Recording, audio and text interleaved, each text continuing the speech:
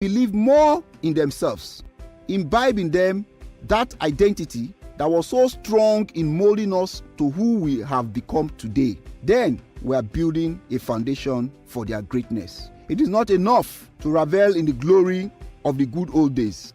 It is important to take the lessons, right the wrongs. It is not too late. Our children deserve a better and greater future, not stories about the good old days. To this end, I therefore join Sir Shomore Badejo in this patriotic drive towards a greater tomorrow. Thank you very much.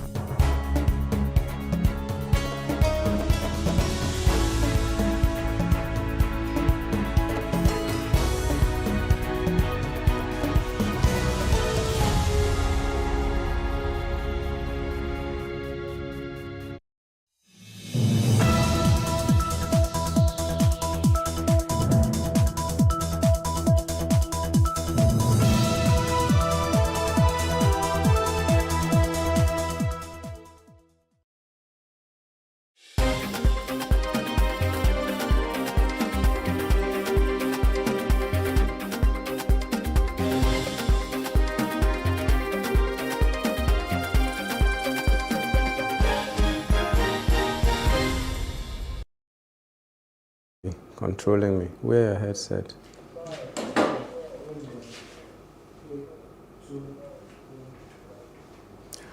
Good afternoon. My name is Nyamgul Agaji. This is a news brief. Troops of the Nigerian Army, 1 Division, have rescued 16 abducted victims in Kajuru, Kaduna State.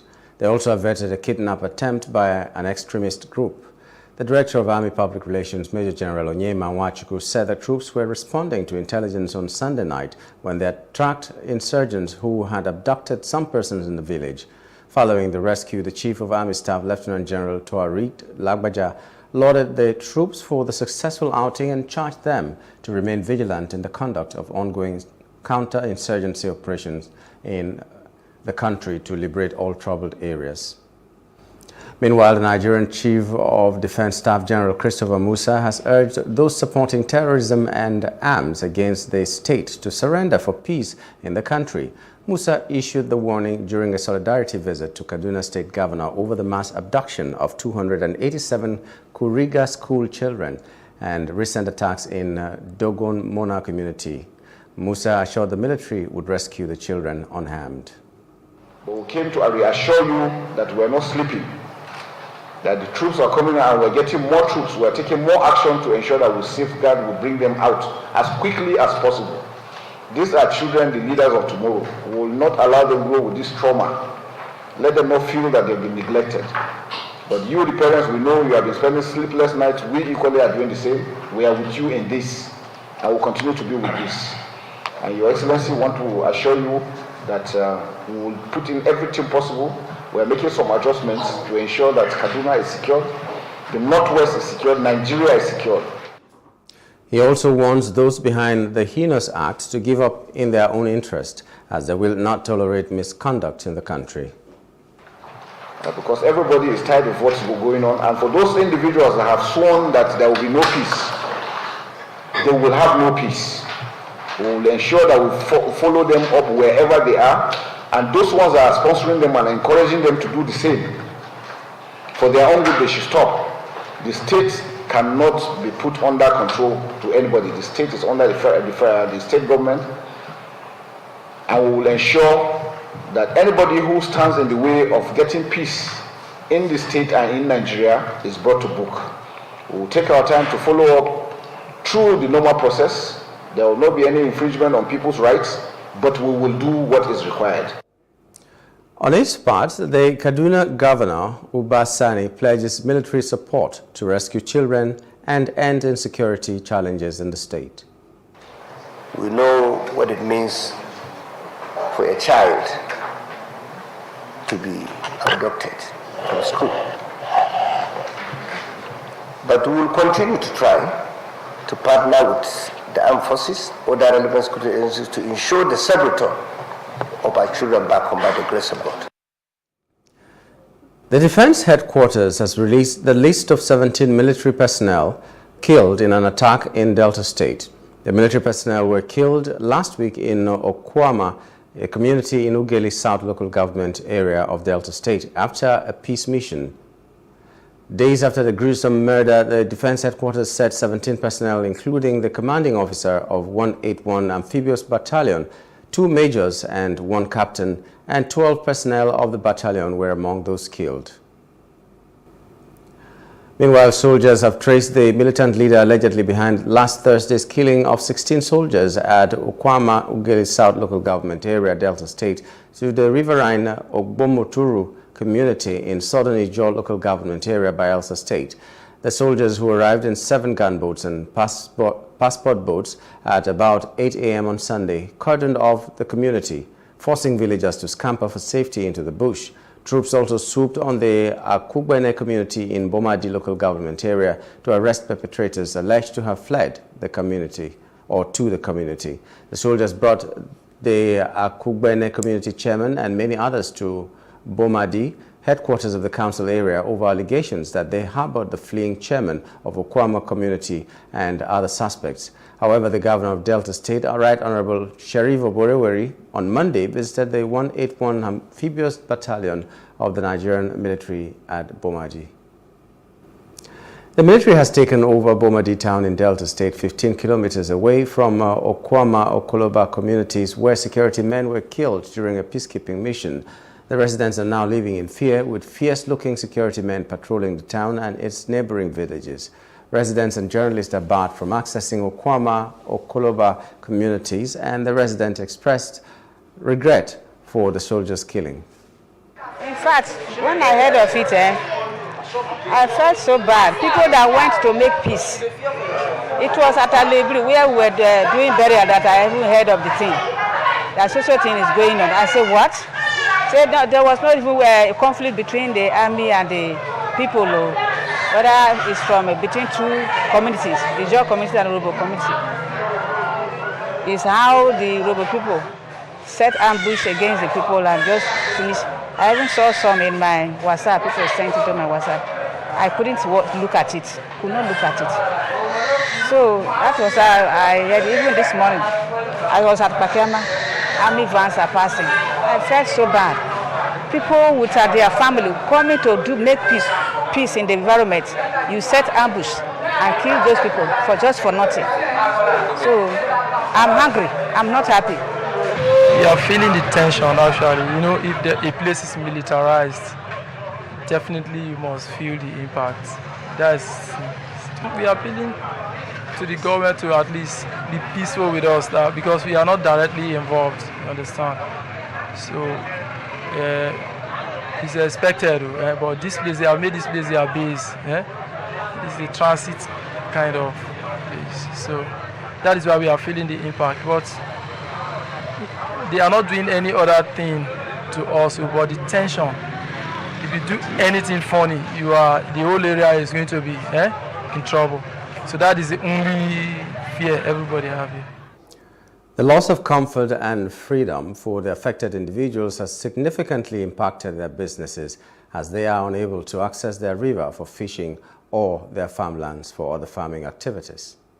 The community, now peaceful community, but based on say die matter, all of us would fear. But now, what would they pray for now? I beg. The place where the crisis is there, now inside river, not be for here. So, as soon as they come here now like this, where would they see you now?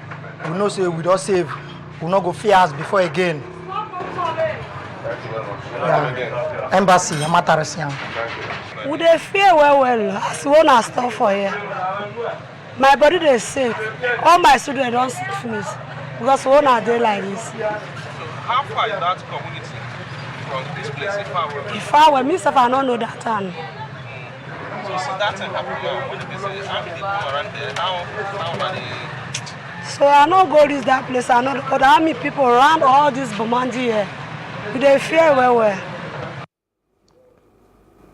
The National Human Rights Commission, NHRC, yesterday condemned in strong terms the killing of 16 soldiers, officers and men, and some civilians in Delta State on Thursday, March 14, 2024.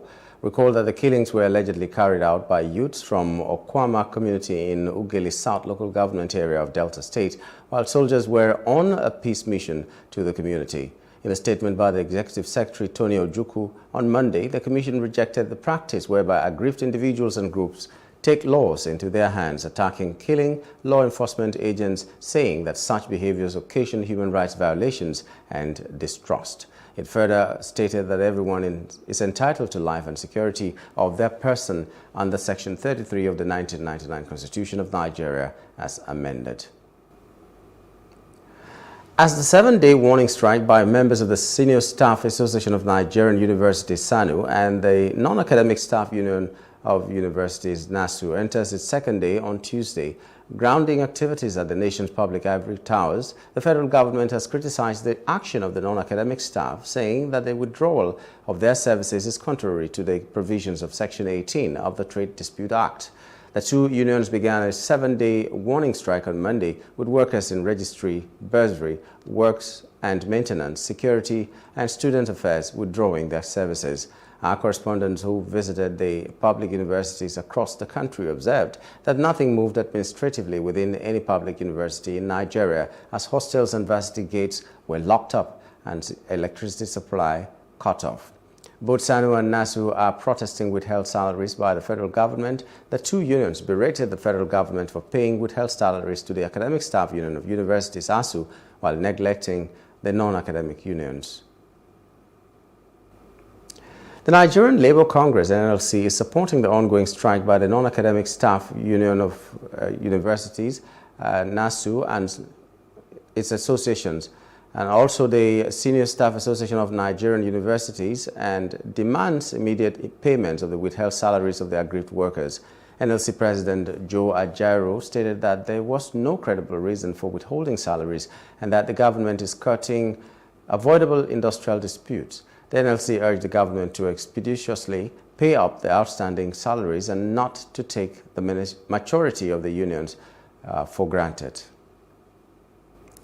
The federal government has appealed to the Senior Staff Association of Nigerian Universities, SANU, and the Non-Academic Staff Union of Educational and Associated Institutions, NASU, to call off their 7-day warning strike. Both unions began the industrial action on Monday as they pressed for the payment of their salaries. Both the Minister of State, Labour and Employment, Nkiruka Onyejiocha, in a statement expressed displeasure over the action of the unions, which she described as a total disregard for the federal government's concerted efforts to address their concern. She stated that the ministry was not officially notified by the unions of their intention to proceed on a 7-day warning strike, a development the minister said is contrary to the provisions of Section 18 of the Trade Dispute Act. President Bola Tinubu assured Senator Monday Okpebholo of the All Progressives Congress (APC) in Edo State that the party would support him in his governorship bid. Speaking at the State House, Tinubu praised the party's leadership for their efforts in supporting the candidates and the party, particularly praising former Governor Adams Oshomole for his exemplary leadership. He pledged to stand with the candidates like the Wall of Gibraltar. Understand the importance of Edo State to Nigeria and particularly to APC. I am very glad of what you've done as party leaders, putting our house in order. To our candidate, thank you. To the running mate, thank you. We are putting you forward to be able to hold the party in trust for us and get a victory for us. If you are happy, we are happy. Are you determined? Are you? If you are, we are determined. We are going to walk with you. We are going to stay with you like Rock of Gibraltar.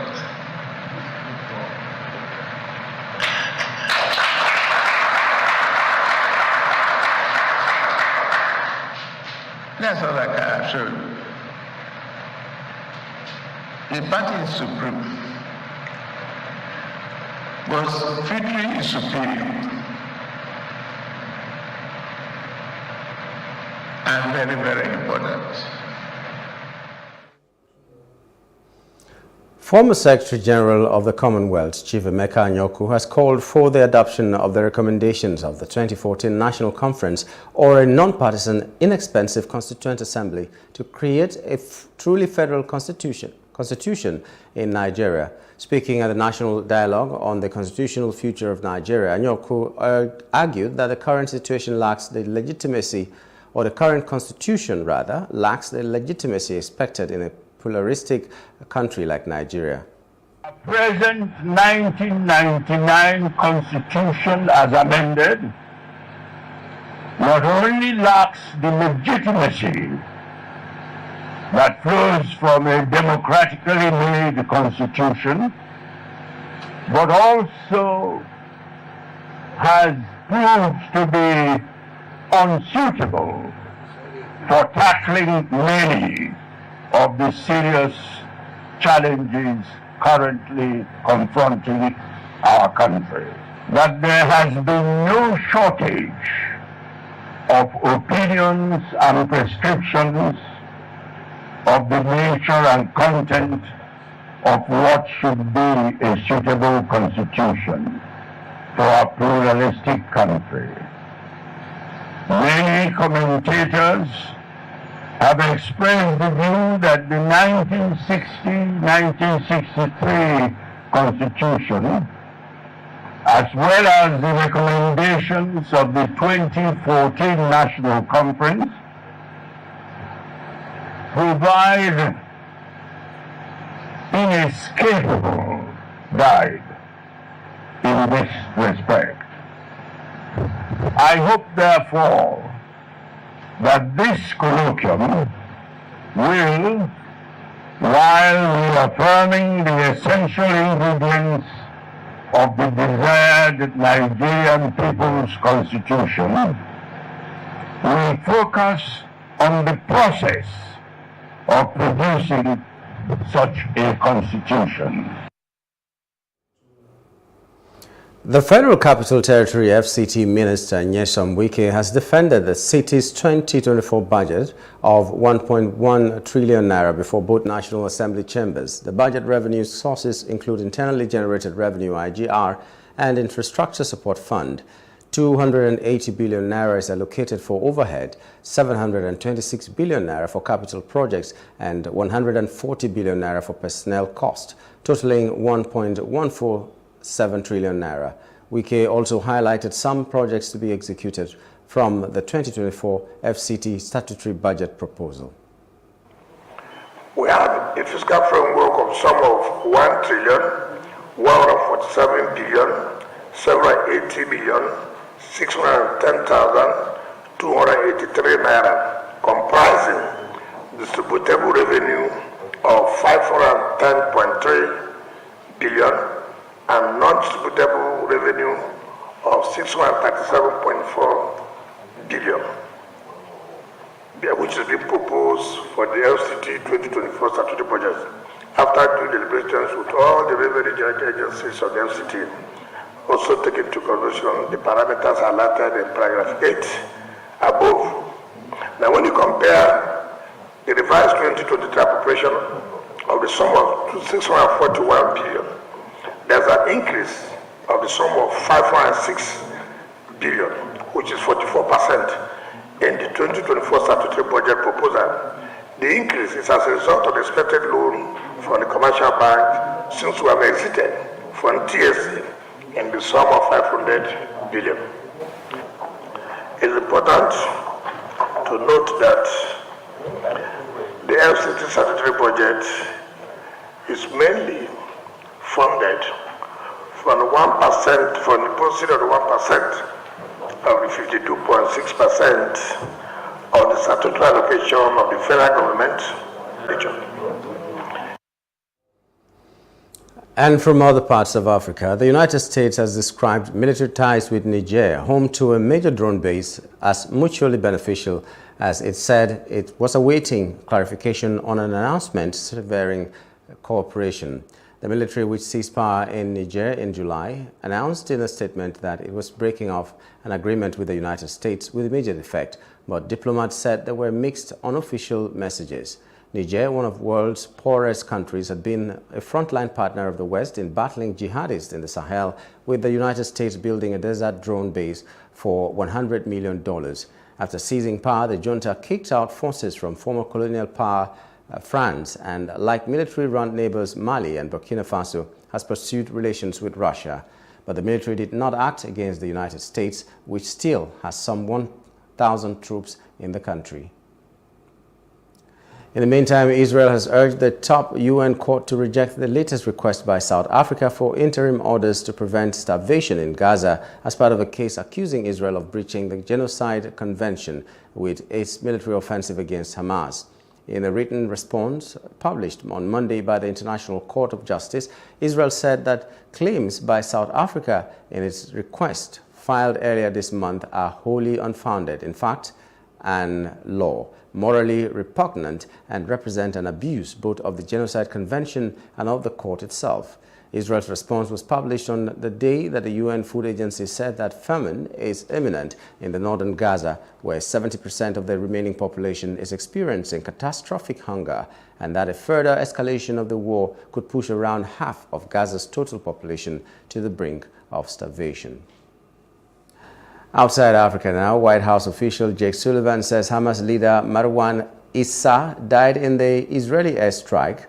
As Deputy Military Commander, Issa would be Hamas's most senior leader to die since the war began on October 7. The Palestinian group, which controls Gaza, has not officially commented on reports of his death. U.S. Secretary of State Antony Blinken will travel to the Middle East this week on his 6th visit to the region since the conflict in Gaza erupted. He will hold meetings in Saudi Arabia and Egypt to discuss the international efforts to reach a ceasefire agreement that secures the release of all remaining hostages. Negotiations have been continuing this week in Qatar, despite Israel's announcing plans to move more than 1 million people from the city of Rafah before launching an offensive. In business news, the official market has observed a modest increase in the value of the naira against the dollar, concluding at 1,597 naira 24 kobo to a dollar, marking a 0.34% enhancement from the prior closing figure of 1,602 naira 75 kobo to a dollar from the preceding week's end. This recent closing figure of 1,597 naira 24 kobo to the dollar signifies the first instance of a rate ending beneath the 1,600 naira to a dollar mark since March 5, 2024.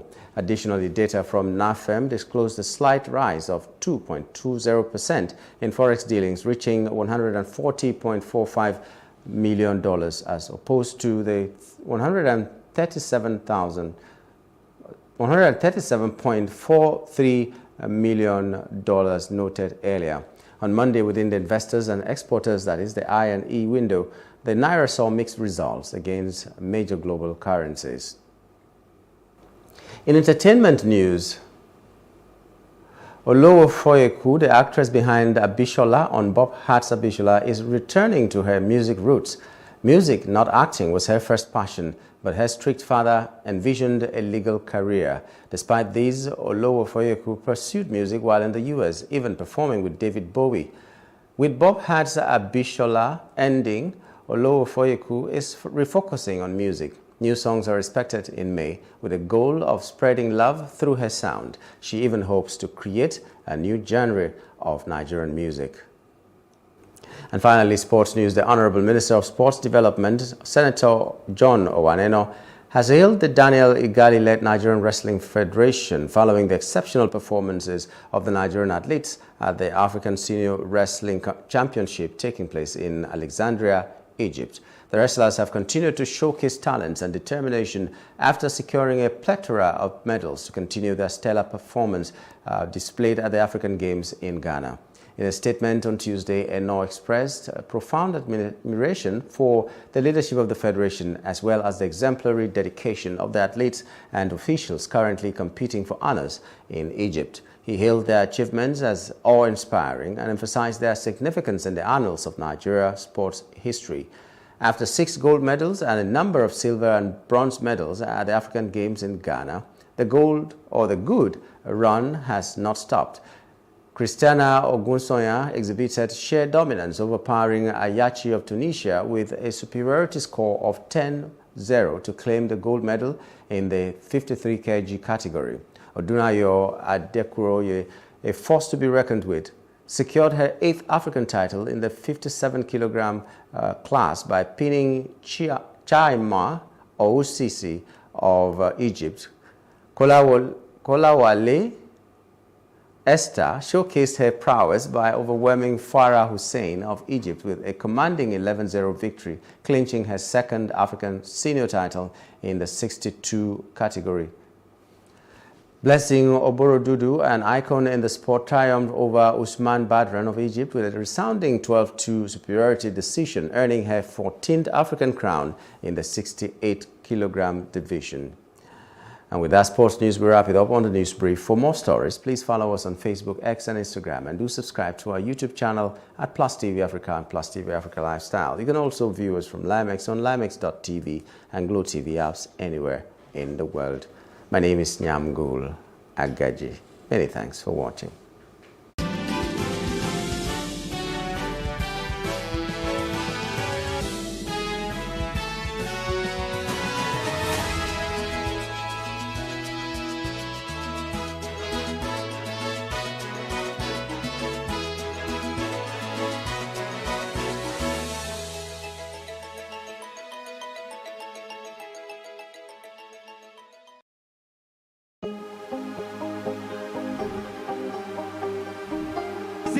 I will take you through this amazing lesson today.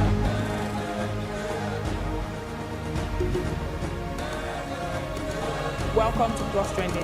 I am Buki November, your host, saying thank you for joining us on today's episode. Welcome back. It's tea time on Plus TV Africa. Practice makes perfect. I'm not perfect yet, but I'm a lot better than I used to be. He's a king. He's entitled to marry 100 if he wants to.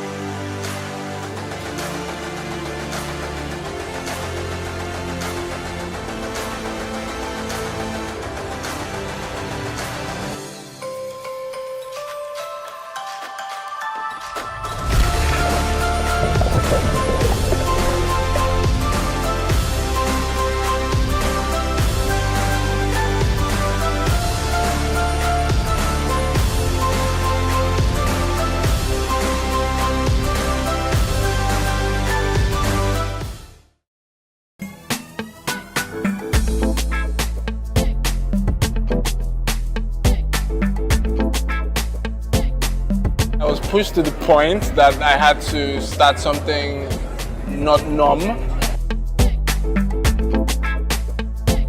And I'm a big risk taker and I enjoy doing things that nobody really does. I wanted something different from every other art form that has been pushed out there. I didn't have that fulfillment in what I was doing and I really wanted to express myself more as an artist, and I decided to resign and go into practicing art full time.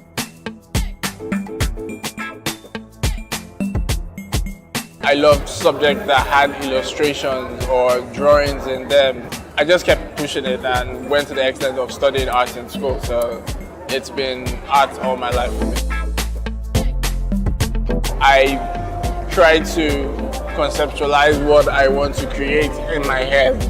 Even in as much as scattered as it might be, I create it in my head first, then I put it on paper. I sketch, then I try to pick colors, and I proceed to the main piece. A friend of mine told me, like, there's really nothing that could be achieved with graffiti here. The piece behind me is titled Bold Steps. So I'm just trying to put my own as an abstract journey of African fashion has come so far. The word there is Ikeakpa. Ikeakpa is a Bini word for movement. So we are it's just a movement, and we have the shoes here, which shows the flow and the storm which the movement creates, while working. I'm Osa 7. I'm an African urban artist and design consultant.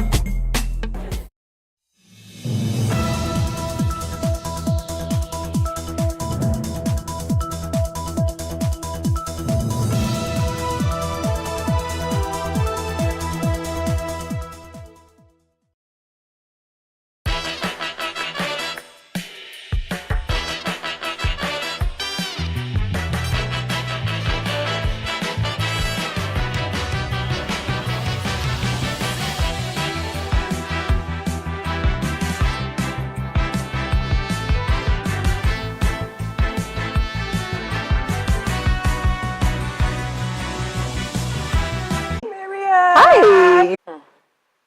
I will not be to give just about us, but it's about what you are saying about the biggest stories